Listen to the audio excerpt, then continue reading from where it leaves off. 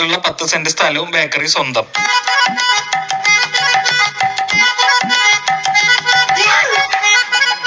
ആ 17 Pro Max അവന്റെ 1.5 ലക്ഷം തീർന്നു.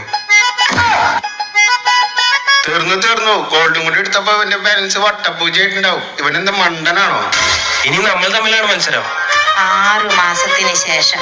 മക്കളെ, നിങ്ങൾ ഓരോരുത്തരും എത്ര വീതം സമ്പാദിച്ചു? അച്ഛൻ തന്ന 3 ലക്ഷം രൂപ ഞാൻ ഷെയർ മാർക്കറ്റിൽ ഇട്ടപ്പോ 10 ലക്ഷം രൂപയാക്കി. സൂപ്പർ മോനെ. ഗോകുലെ, നീയോ?